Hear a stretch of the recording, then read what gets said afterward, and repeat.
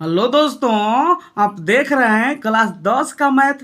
Class 10 के math का chapter number 14 देख रहे हैं, जिस चैप्टर का नाम है सांख्यिकी। सांख्यिकी में जो है हम इसके पहले वाले वीडियो में जो है उदाहरण नंबर 2 बताए थे, और आज के इस वीडियो में जो है हम आपको जो है उदाहरण नंबर 3 बताने वाले हैं। ये देखिए, उदाहरण नंबर 3 दिया हुआ है। कह रहा है कि नीचे दिया हुआ बंटन एक दिवसीय क्रिकेट मैचों में गेंदबाजों द्वारा लिए गए विकेटों की संख्या दर्शाता है। उपयुक्त विधि चुनते हुए माध्य ज्ञात करने का जो है 3 विधि होता है, और उस तीनों विधि में से कह रहा है कि आप कोई एक विधि चुनिए और उसका जो है माध्य ज्ञात कीजिए। कोई एक विधि से माध्य ज्ञात कीजिए। माध्य ज्ञात करने का जो है 3 विधि होता है।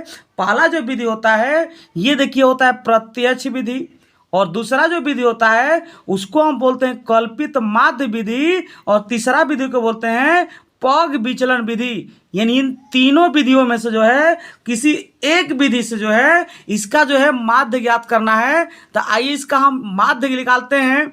यहाँ पे जो है एक खाना में दिया है विकेटों की संख्या, और एक खाना में जो गेंदबाजों की संख्या दिया गया है। विकेटों की संख्या में देखिए अंतराल में दिया हुआ है, इसको हम वर्ग अंतराल बोलेंगे। और गेंदबाजों की जो संख्या है बारंबारता दिया हुआ है। सबसे पहले इसका हम हॉल लिखते हैं, और हॉल में इसको हम लिख लेते हैं। यानी हॉल में हम लिखेंगे, यहाँ पे लिखेंगे हॉल, और हॉल में लिखेंगे पहले क्या दिया है विकेटों की संख्या, तो यहाँ पे हम लिखेंगे विकेटों की संख्या।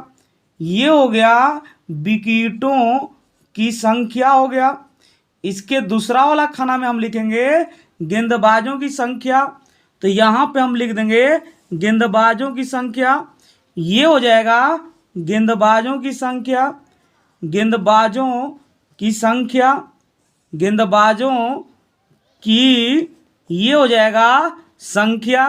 और इसको हम बोलते हैं बारंबारता बोलते हैं। तो बारंबारता फ्रीक्वेंसी होता है, इसलिए इसको हम FI लिख देंगे। इसके बाद हम क्या करेंगे कि विकेटों की जो संख्या है इसमें जो दिया हुआ है इसको हम लिख लेंगे।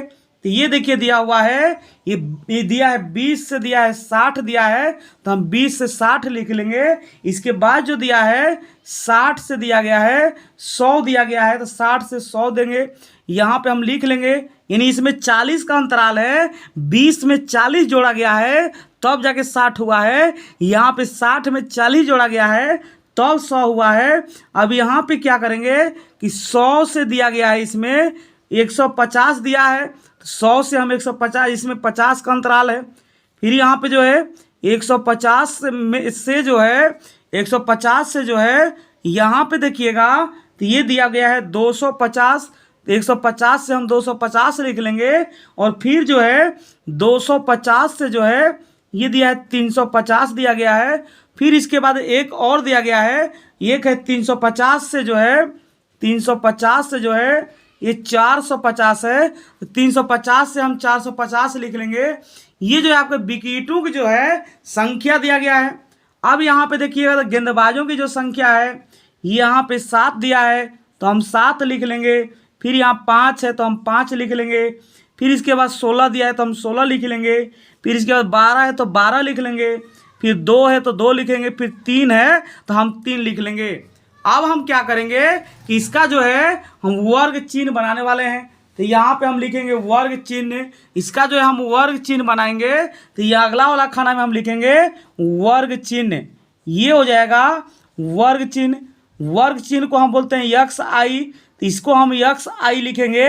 XI में देखिए क्या लिखाएगा वर्ग चिन्ह में, तो यहाँ पे वर्ग चिन्ह कैसे निकलता है, तो बारंबारता को जोड़ते हैं।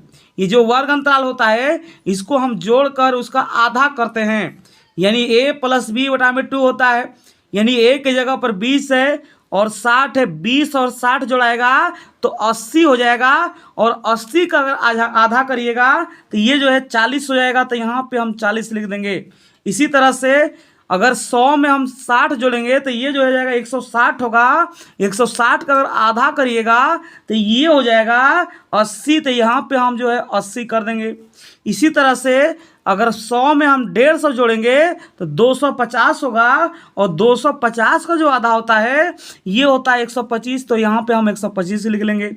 यहाँ पे 250 है, अगर 250 में हम यहाँ पे 150 जोड़ेंगे तो ये हो जाएगा 400 हो जाएगा, और 400 का आधा जो होता है 200 होता है। तो यहाँ पे हम 200 लिख लेंगे।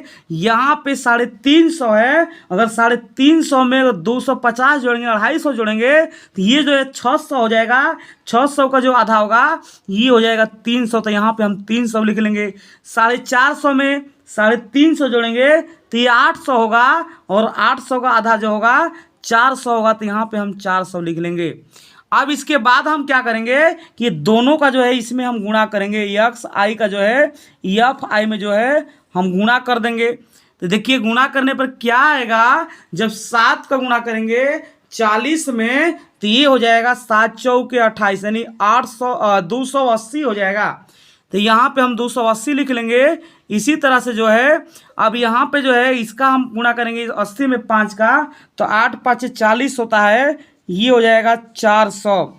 अब यहाँ पे जो है 16 का गुणा करेंगे अगर हम 125 में तो ये आ जाएगा गुणा करने पर ये आएगा 2000, ये आएगा 2000 आएगा। यहाँ पे हम 2000 लिख लेंगे। इसी तरह से 12 गुणा करेंगे 200 में तो 12 दुना के जो है 24 हो जाएगा, यानी ये हो जाएगा 2400 हो जाएगा। तो हम 2400 लिखेंगे। ये 2 3 6 होगा, 600 होगा, और 3 चौके जो है 12 होगा, यानी ये आ जाएगा 1200 आ जाएगा। तो ये देखिए इस सारणी को हम बना लिए। अब इसका हम माध्य निकालते हैं। इसका जो है हम माध्य निकालते हैं। तो माध्य निकालने के लिए पहले क्या करेंगे कि बारंबारताओं को हम जोड़ेंगे। पहले हम बारंबारताओं को जोड़ेंगे, यानी सिग्मा होगा एफ आई, यानी इन सबको आप जोड़ दीजिएगा तो ये आएगा 45। तो यहाँ पे हम 45 लिखेंगे। अब यहाँ पे क्या करिएगा कि सिग्मा एफ आई और एक्स आई निकालिएंगे। यहाँ पे हम प्रत्यक्ष विधि से बना रहे हैं माध्य, इसलिए हम ये निकालेंगे। यानी इन सबको अगर आप जोड़िएगा तो ये 6880 आएगा। 6800 जो है 80 आएगा, तो 6800 जो है हम 80 लिख देंगे। अब इसका हम माध्य निकालना है। तो यहाँ पे हम लिखेंगे माध्य बराबर, इसीलिए जो है माध्य बराबर फार्मूला क्या होगा, तो माध्य बराबर होता है सिग्मा होता है एफ आई होता है एक्स आई बटा में जो है सिग्मा होता है एफ आई होता है। इसको जो है हम प्रत्यक्ष विधि से बना रहे हैं, तो प्रत्यक्ष विधि में ये होता है। अब यहाँ पे क्या करेंगे, सिग्मा जो है एफ आई एक्स आई है, इसका जो मान है 6880 है, तो इसको हम लिख लेंगे। और बटा में जो है सिग्मा एफ आई है, सिग्मा एफ आई का मान 45 है, तो हम 45 लिख लेंगे। जब इसका भाग दीजिएगा तो ये आएगा 152.88, 152 जो है 88 आएगा। और ये जो है 152.88 जो है ये जो है इस सवाल का जो है आंसर हो जाएगा।